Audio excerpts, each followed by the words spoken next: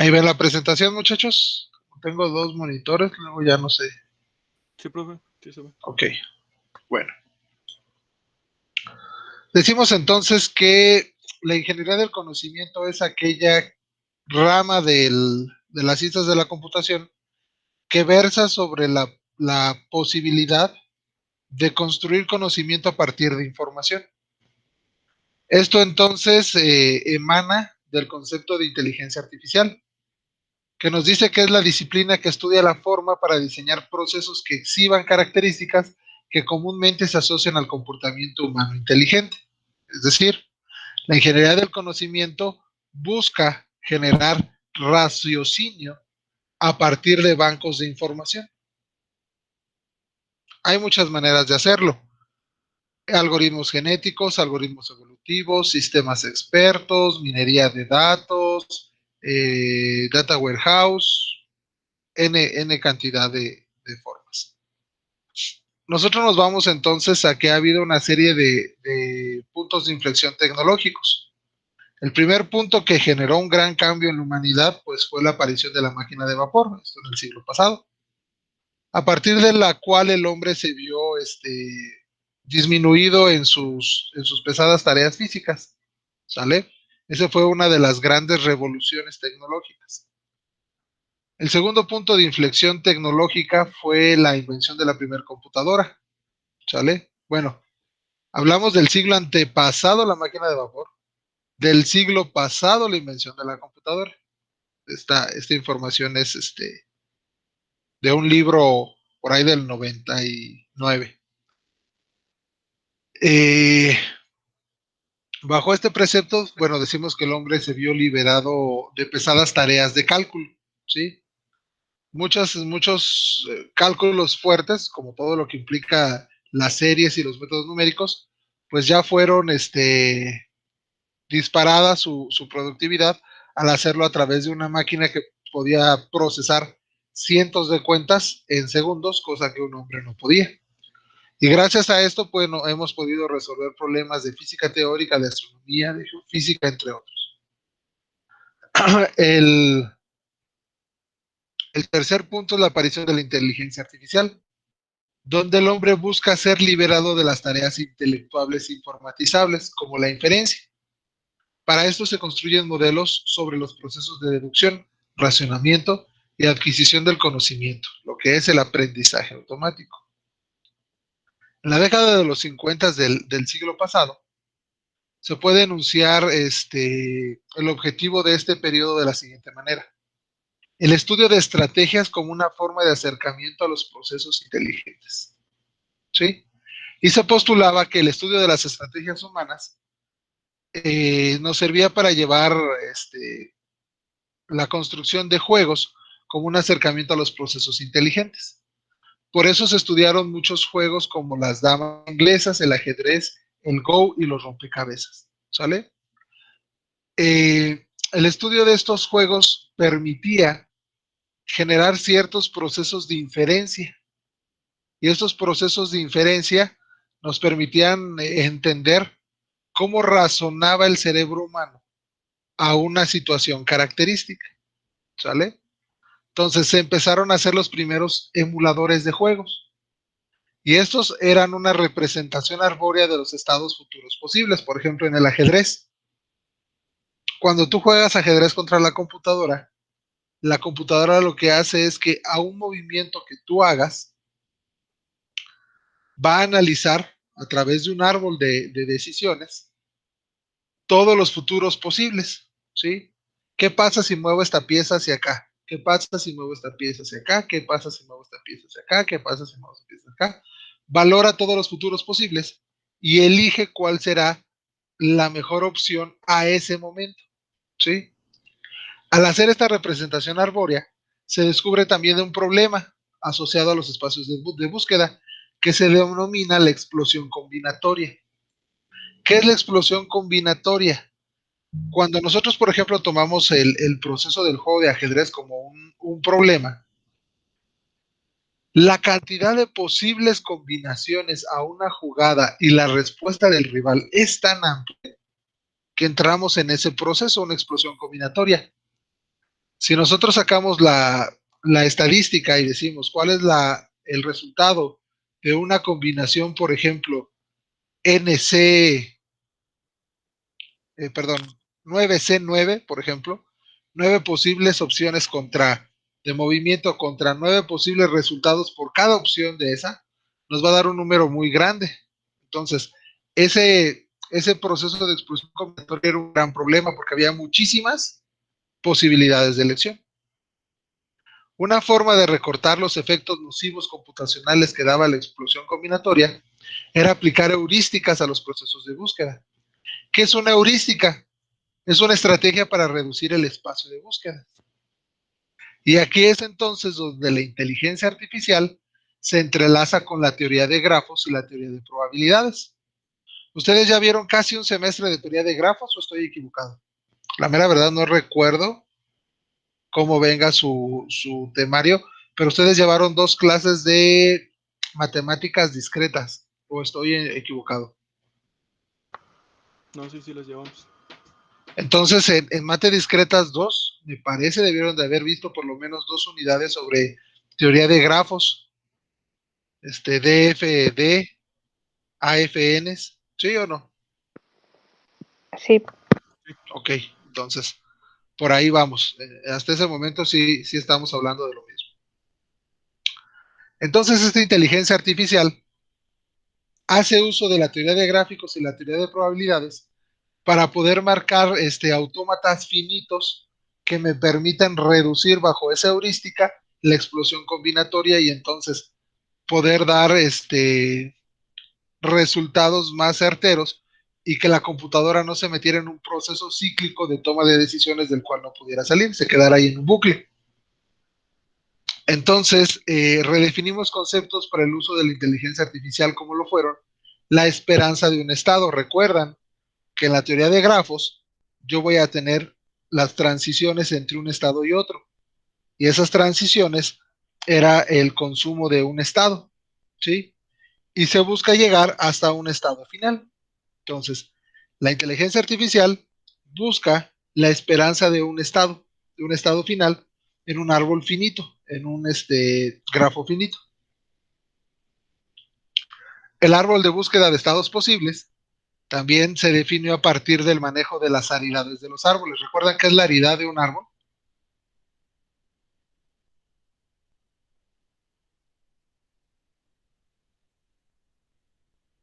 ¿Sí o no? ¿Alguien se acuerda qué es la aridad de un árbol? Si no se acuerdan, digan no para poder, porque ya no sé si se cortó, si, ¿no? No, La aridad de un árbol es la cantidad de hijos que tiene cada uno de sus nodos. Regularmente los árboles binarios, pues nada más tienen 2 hijos, izquierda-derecha. Donde se hacen, por ejemplo, los árboles de búsqueda o de ordenamiento binarios, donde puedo seguir las características padre, hijo, izquierda, hijo, derecha, es decir, inorden, posorden y preorden. Eso solamente aplica para árboles binarios. Pero yo puedo entonces tener árboles con una aridad mayor a 2, es decir, una cantidad mayor a 2 como hijos de cada nodo, ¿sale? Y ese árbol de mayor aridad me permite una búsqueda más rápida de estados posibles, ¿sale? Y la ponderación probabilística de una sucesión de estados. Esta ponderación probabilística nos marca que yo puedo predecir probabilísticamente en qué momento puedo encontrar un estado solución, ¿sale? Y con eso voy a jugar con la probabilidad para reducir la explosión combinatoria. Para la década de los 60 se progresó hacia lo siguiente, el estudio de formas de mecanizar el razonamiento, ¿sí? Si bien es cierto, pues no hemos podido construir una inteligencia artificial que sea capaz de producirse de una manera espontánea, hemos logrado mecanizar el razonamiento, ¿sale? Este proceso de mecanización del razonamiento va en forma de lógica modal, de lógica temporal y de lógica de significado, ¿sí? Para esto se van a describir mecanismos de inferencia, por ejemplo, el principio de resolución de Robinson. Y también se desarrolló la teoría sobre la completitud de los sistemas formales, revalorizando los trabajos de Church y Gödel. Para esta década surge el concepto del motor de inferencia de Kolmenauer en la Universidad de Marsella. Este concepto automatiza el modus ponens de la lógica clásica. ¿Alguien recuerda qué es o a qué se refiere el modus ponens? No, yo no, profe. ¿No se acuerdan del No, profe. término modus ponens, más allá de que suene como un hechizo de Harry Potter? No, ¿No? profe, la verdad. No, ¿No se acuerdan? Modus tollens, no me suena. silogismo hipotético,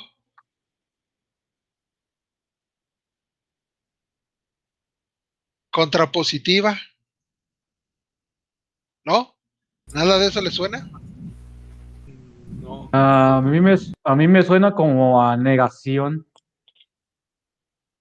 Como a negación, sí, la negación es parte de eso de lo que les estoy hablando. El modus ponens, modus tollens, silogismo hipotético. Pero ¿en qué lo vieron o en qué lo usaron? A ver, piénsenle.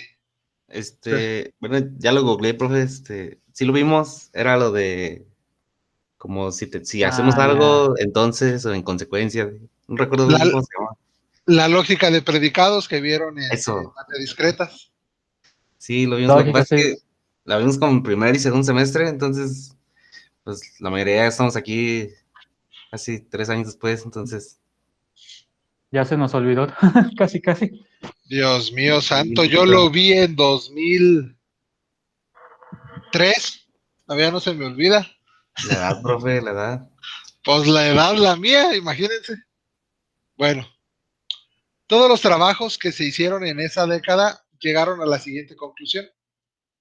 La semántica de los resultados de la inferencia es incorrecta si la teoría a la cual se aplica no modeliza adecuadamente la realidad que representa. ¿Sale? En ese punto, en la década de los 60 del siglo pasado, se decía entonces que no podíamos tener un proceso de inteligencia artificial si no se modela adecuadamente a la realidad que representa, es decir, al contexto donde está. Entonces ya teníamos un proceso que nos anclaba la semántica con la modelización, ¿sale? Entonces nosotros tenemos que modelar un sistema para que la semántica y generar una semántica que aplique a ese sistema. En la década de los 70 se tomó estos postulados para que en esta década se trabajara el estudio de algoritmos y mecanismos asociados al reconocimiento de patrones. Para yo poder modelar un sistema, tengo que primero reconocer o entender cuáles son los patrones o cuáles son los procesos de entrada, de proceso y de salida de ese sistema. Entonces, la inteligencia artificial de la década de los 70 postulaba el estudio de sistemas de representación discreta del mundo real, ¿sí? Haciendo investigación básica en áreas como el reconocimiento de sonidos, en particular de la voz humana, lo que nos lleva a que hoy Alexa nos pueda responder, por ejemplo, Alexa, ¿qué hora es hoy? ¿A qué hora estamos o qué día es hoy? Alexa, ¿qué se celebra? Alexa, dime las noticias, ¿sí? Reconocimiento de imágenes, lo cual hace a base de procesos de digitalización, lo cual nos permite hoy en día, por ejemplo, encontrar en las cámaras de seguridad que hay en las calles si están persiguiendo un auto o si hay un auto involucrado en un delito, poder a través de la cámara encontrar la placa del vehículo, ¿sí? Esto es a través del reconocimiento de imágenes. Algoritmos de predicción de movimiento en 3 dimensiones sobre un plano y sobre 4 dimensiones en el espacio, lo que permite ahora a los robots moverse, ¿sí? Por ejemplo, a las aspiradoras iRobot, las limpiadoras de piso, que ya te barren, trapean, por decirlo así, solas. y ya no importa si está la mesa, las sillas, la sala, ellos ya pueden predecir su movimiento y trabajar ese proceso. La mayoría de los algoritmos desarrollados en esa década presentaban dos dificultades. Una alta complejidad algorítmica, ¿sí? Que era una complejidad polinomial y exponencial, es decir, cada iteración se hacía más complejo y más complejo y más complejo de una forma exponencial, y no manejaban adecuadamente el problema de la ambigüedad, ¿sí? Si nosotros como seres humanos a veces decimos algo y se torna ambiguo, ¿cómo se generará el problema computacional respecto a la ambigüedad? Siempre ha sido un problema muy difícil de tratar. Surgen entonces cuestiones como la derivación tecnológica, ¿sí? Los conceptos y algoritmos relacionados con el tratamiento automático de sonidas, figuras y sólidos, como la aproximación polinomial a figuras y sólidos, ¿sí? La detección de bordes, en lo que es el procesamiento avanzado de imágenes. La heurística de resolución de conflictos. ¿Cómo yo voy a poder resolver un conflicto? Si irme por la derecha o irme por la izquierda, ¿cuál será el mejor camino? La digitalización de sonido, imagen y percepción en general, ¿sale? Es otra de las partes importantes. Al yo poder digitalizar, es decir, cuantizar la onda de sonido y transformar esa onda analógica a una señal binaria, me permitía entonces poderla procesar. En este periodo se enlaza la inteligencia artificial con teorías matemáticas y físicas sobre sistemas polinómicos de aproximación a sólidos, procesos estadísticos asociados a digitalización y procesos numéricos asociados a la digitalización. Para eso entonces la inteligencia artificial empieza a producir varios sistemas expertos. El Dendral, Maxima, Cadecius, Gersai, Mycin, Molgen, todos estos obviamente derivados de universidades, la mayoría de ellas estadounidenses. Stanford, el MIT, la Universidad de Pittsburgh, el Carnegie Mellon, bueno, esa es europea, y Stanford, lo que es el Mycin y Molgen y Dendral, fueron de Stanford. También fue el Prospectar, el Tereicias, el PUF, ¿sí? La Universidad de Stanford tenía o tiene, o más bien dicho, una de las áreas de inteligencia artificial más importantes. En la década de los 80 ya se migra al estudio del aprendizaje artificial y los procesos de planificación, ¿sí? En el 86 se realiza el primer Congreso Mundial para compartir experiencias sobre sistemas inteligentes autónomos. Bajo este proceso, bueno, ya tenemos el estudio de modelos de aprendizaje artificial y procesos de planificación. Se definen modelos matemáticos de aprendizaje. Se postula el aprendizaje como una característica esencial de los sistemas inteligentes. Se produce un acercamiento entre la inteligencia artificial y la psicología cognitiva, tratando de atacar los problemas interdisciplinariamente. Bajo este preámbulo, nosotros vamos a entender que los primeros pasos de la inteligencia artificial se dieron a través de la construcción de sistemas expertos. ¿Qué creen que sea un sistema experto?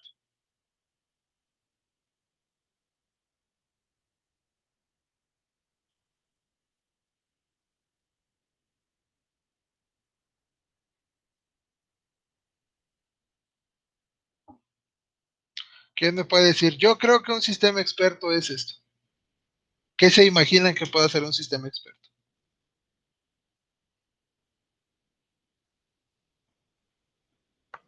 ¿Podrían ser como los sistemas que ya están establecidos para resolver algún problema en específico o algo así?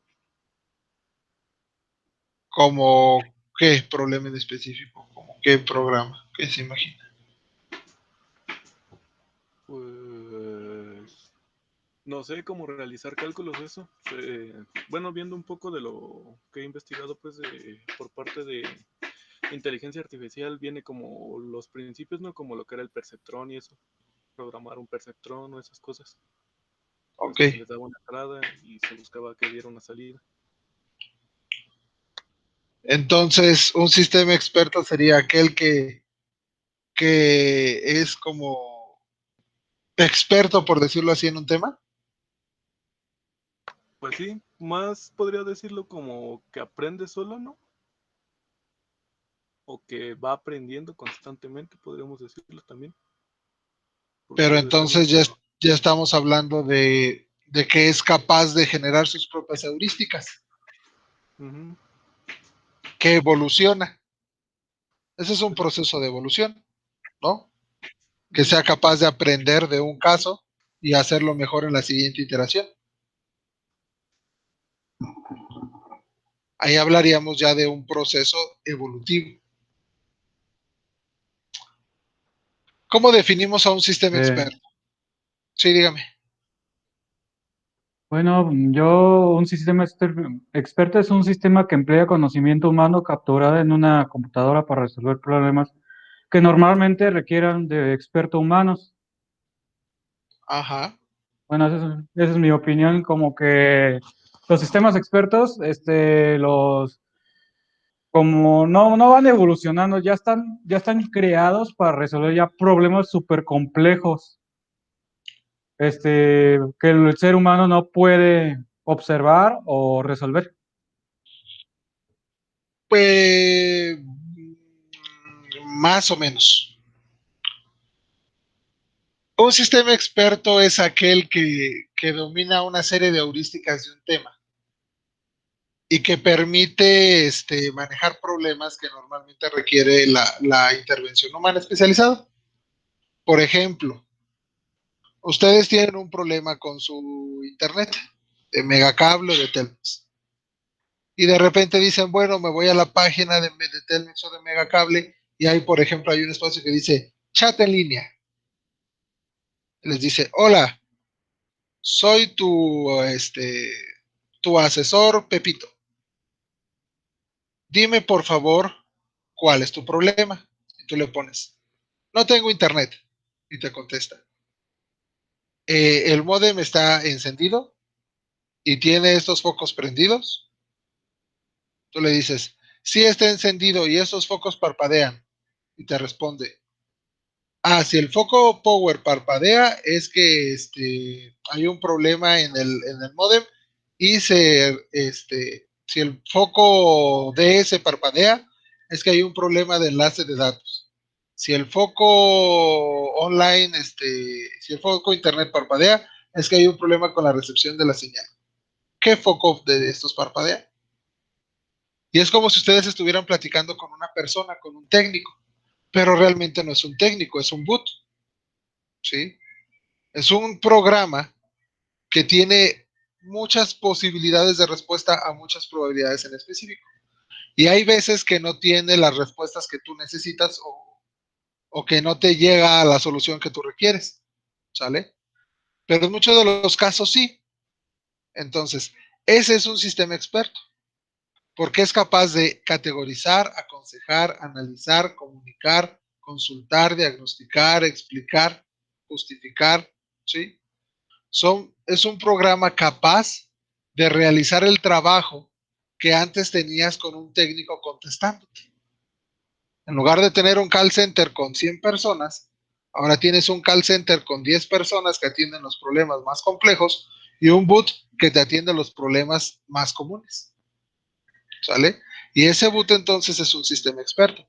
Pero ese sistema experto no es que haya aprendido o que haga un trabajo que un ser tan complejo que un ser humano no pueda razonar.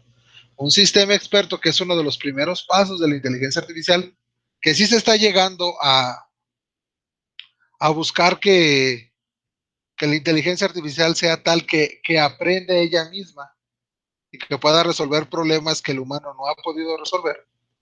Pero en este punto de la creación de los sistemas expertos, sobre todo los que empezaron en el siglo pasado, la década de los 80s y 90s, lo que hacían era tener una serie de heurísticas basadas en un conocimiento que una serie de expertos dieron. Y a través de árboles de decisión, poder ir bajando a través de esas características o de esas respuestas para poder brindar esta comunicación. Estos que los sistemas expertos son desarrollados con la ayuda de expertos de campo. los cuales van a revelar información acerca de aquellos procesos mentales que permiten solucionar distintos problemas. Otro profesional que interviene en la creación de un sistema experto es el ingeniero del conocimiento, cuya función específica es la de dar forma simbólica y automáticamente manipulable al conocimiento proporcionado por el experto de campo. ¿Sí? Es el que va a tomar el conocimiento del experto de campo para hacerlo un algoritmo. ¿Cuáles son las características de los sistemas expertos? Aplican su experiencia de una manera eficiente para solucionar problemas, pudiendo realizar inferencias a partir de datos incompletos o inciertos. Explican y justifican lo que han estado haciendo. Se comunican con otros expertos y adquieren nuevos conocimientos. Reestructuran y reorganizan el conocimiento. Pueden quebrantar reglas, es decir, interpretan simultáneamente el espíritu y la letra de las mismas. Determinan cuando un problema está en el dominio de su experiencia, conocido como determinación de la relevancia del problema. Los sistemas expertos existentes modelan a lo sumo las tres primeras características. Es decir, todavía no llegamos al punto donde puedan trabajar todas estas características, por lo menos las últimas dos. La reestructuración y organización del conocimiento, el quebrantamiento de reglas y la determinación de la relevancia del problema, aún no ha podido ser modelado de la mejor manera. ¿Sí? ¿Cuál es la arquitectura de un sistema experto? Se tiene una base de conocimientos, que son reglas y aserciones. Una base de datos, un motor de inferencia, un trazador de explicaciones, un trazador de consultas, una memoria de trabajo y un manejador de comunicación. ¿Sí? Esa es la arquitectura de un sistema experto. ¿Cómo funciona el sistema experto en el mundo real? Bueno, tiene una base de conocimientos que va a aportar entradas, que son los conocimientos sobre cómo se resuelve un problema, al motor de inferencia. Este motor de inferencia va a comunicarse con el trazador de explicaciones. Perdón ahí por la imagen, pero creo que al momento de pasar del PDF a la presentación, como lo hice con un conversor, se copió feo y no me di cuenta. Este trazador de explicaciones se comunica con el manejador de comunicaciones, que a la vez lo hace con el usuario. ¿Sí? Entonces, ese manejador de comunicaciones va hacia el trazador de consultas, que va hacia la memoria del trabajo, para ver si ya tiene una heurística correspondiente, y si no, va al motor de inferencia, y ahí se hace el ciclo para estar buscando darle al usuario la respuesta a la pregunta que él está haciendo al sistema experto. En ese proceso del motor de inferencia y el trazador de explicaciones, se va a estar dando la comunicación del aprendizaje, que era lo que les comentaba. Puede dar una solución que a lo mejor no fue la idónea, y el usuario, y le pregunta al usuario, ¿esta respuesta solucionó tu problema? Le dices no.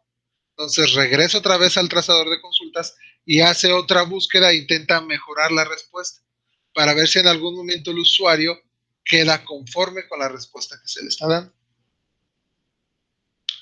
La base de conocimiento puede definirse como la unión del conjunto de aserciones y el conjunto de reglas. ¿Sí? Esta base del conocimiento contiene el conocimiento que el sistema experto maneja in situ, es decir, una formulación simbólica automáticamente manipulable del área del conocimiento sobre el cual el sistema es experto. La función de la base de conocimiento es suministrar al motor de inferencia información sobre la naturaleza del problema a manejar. Esta base de datos va a estar formada por distintos datos sobre el problema particular del que trata el sistema experto. ¿Sí? Su función principal va a ser suministrar información al motor de inferencia.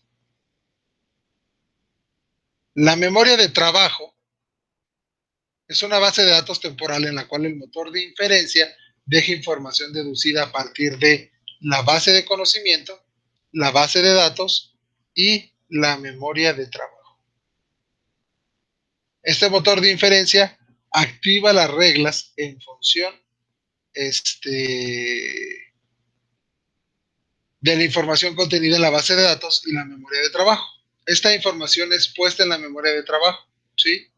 También se encarga de proporcionar al trazador de explicaciones las reglas que motivaron a determinada consulta al usuario. El motor de inferencia puede trabajar bajo dos principios. Un universo cerrado o un universo abierto. El principio del universo cerrado es que toda la información necesaria va a estar contenida en el sistema. Y como consecuencia, lo que no puede demostrar como verdadero, lo va a suponer falso. ¿Sale? Bajo este principio, la base de datos no puede estar vacía. ¿Sí? Un universo cerrado es lo que yo conozco es verdadero, lo que yo no conozco lo voy a suponer falso. El principio de universo abierto establece que la información necesaria que no está contenida en el sistema está fuera de él y en consecuencia va a tener comunicación con el usuario. Bajo este principio, la base de datos puede estar vacía porque puede ir aprendiendo de la interacción con su usuario. El trazador de consultas, entonces, me va a permitir organizar y presentar de una forma semántica y sistemáticamente aceptable al usuario los requerimientos de la información del sistema. ¿Sí? El trazador de explicaciones va a interpretar requerimientos del usuario sobre el porqué de determinadas preguntas por parte del sistema, tratando la justificación de las mismas. Esta se traza realizando, está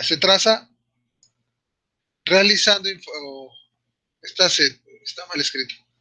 Esta se realiza cuando se utiliza información que le comunica o que le suministra el motor de inferencia. Este manejador de comunicaciones tiene las siguientes funciones.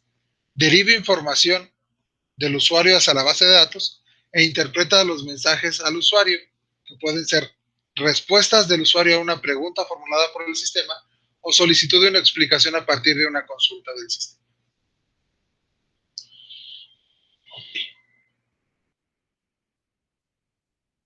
Esto es, a grandes rasgos,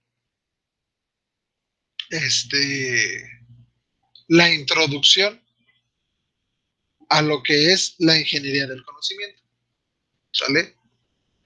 Vamos a darnos cuenta al análisis de su programa asignatural, que por aquí tenemos, al cual ustedes tienen acceso a través de una página que yo creo que ya les pasó su jefe de carrera, donde están los programas de sus asignaturas.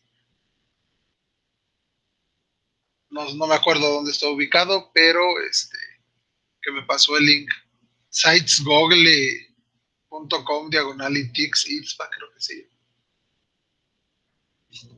En la unidad 1 de su temario, estamos viendo lo que son los antecedentes y el análisis y representación del conocimiento. ¿Sale? Vamos a ver lo que son la ingeniería del conocimiento y sus aplicaciones. La unidad 1 es una unidad cortita que vamos a ver en las primeras 2 semanas. Después de eso viene el modelado y la administración del conocimiento. ¿Sí? Vamos a ver cómo se modela y cómo se gestiona el conocimiento a través de los métodos como Common Cats, los procesos IDEF y los diagramas de clase UML. De lo que yo sé que ustedes ya manejaron en sus asignaturas, aunque por lo menos lo manejan los temarios, son los diagramas de clase UML, los modelos relacionales de datos. ¿Sí o no? ¿Sí lo vieron? Sí. Sí, profe. ¿Trabajaron Common Cats en Ingeniería de Software No. 2? Sí, tienen 2 de Ingeniería de Software su plan de estudios, ¿verdad? Sí. Sí, Ok. es ingeniería en software y taller. Ayer. No vieron entonces el modelo de procesos IDEF ni Common Cats, ¿verdad?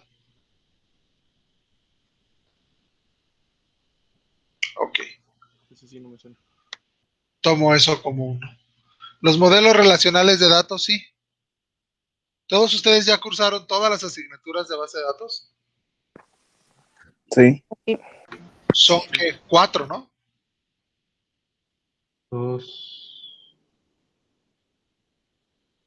Tópicos avanzados de base de datos, taller de base de datos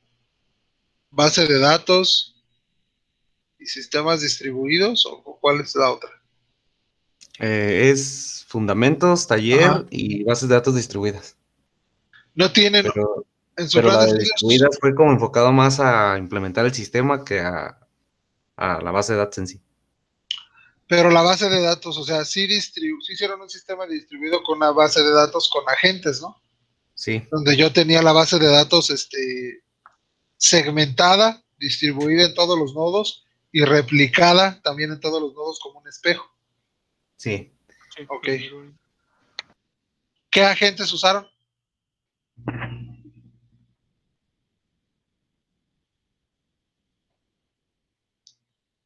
¿O cómo programaron el handshake? En una lo intentamos creo con Active Directory. En una, y el otro era, ¿qué tipo?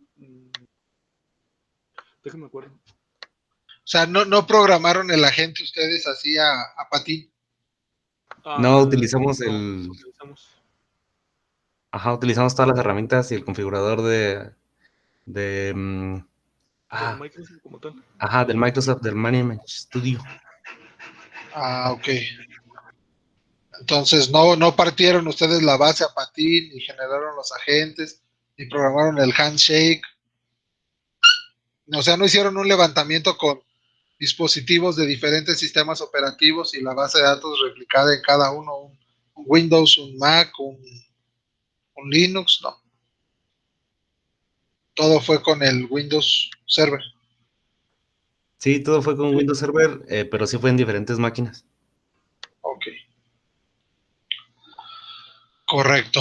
Entonces, pues el modelo relacional no fue visto tan a fondo. Ok. Y de ontologías tampoco, ¿verdad? No saben absolutamente qué es una ontología. No lo han visto todavía. no me suena. Correcto. Ok. Entonces, para partir de esa base, pues, y saber desde dónde iniciar. Entonces, este modelado y administración del conocimiento, que es la unidad 2, nos vamos a llevar ya con esto que me están diciendo, a lo mejor de 4 a 5 semanas para ver esta parte. Y después viene lo que es la ingeniería ontológica, donde vamos a ver los elementos de una ontología, sus metodologías de construcción, los lenguajes de que representan y sus herramientas de desarrollo. ¿Sale? En esta parte nos vamos a llevar 4 semanas y 4 semanas en la última unidad, donde vamos a ver lo que son el Data Warehouse, ¿sí? Y la minería de datos. Yo creo que aquí en esta parte, la unidad 1 y 2, vamos a ver si es factible la construcción de un sistema experto. Vamos a ver cómo nos dan los tiempos para no restarle tiempo al proceso de la ingeniería ontológica.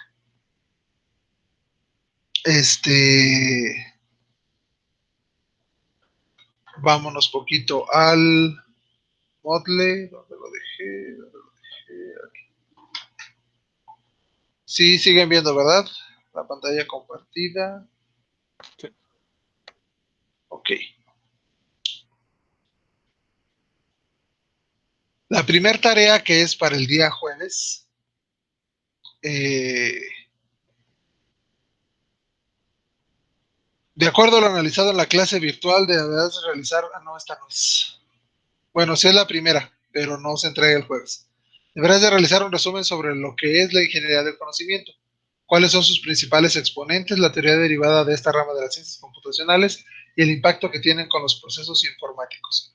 Esta se entrega el día lunes 15 de marzo. ¿Sí?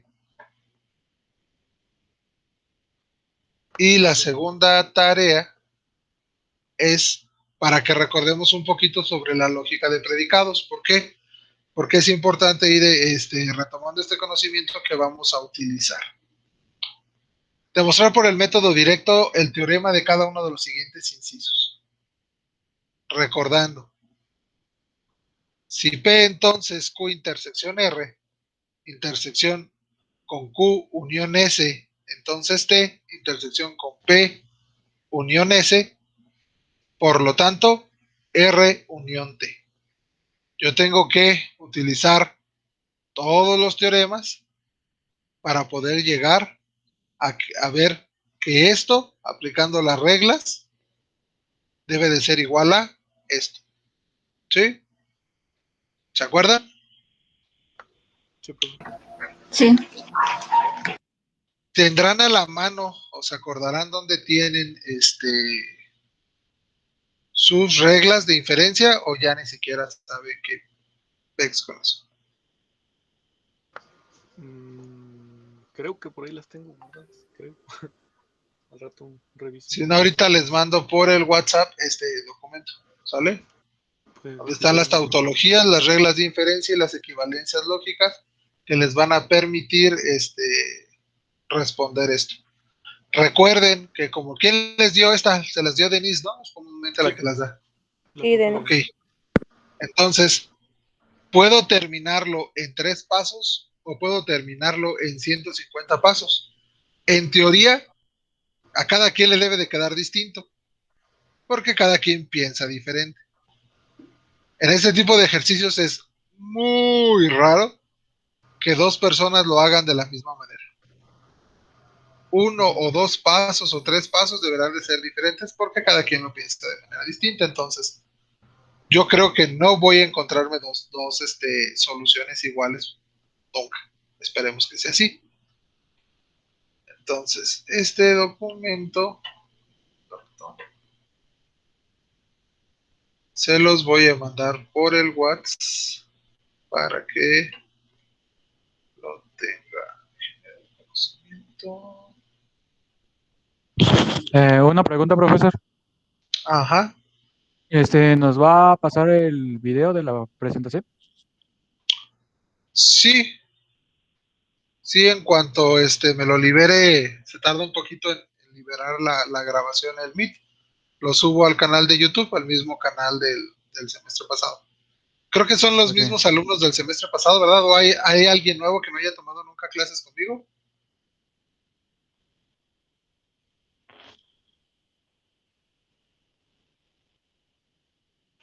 creo que sí somos los mismos. Sí, no hay nadie nuevo, ¿verdad? Que diga, yo no he tomado nunca clases con este maestro. No.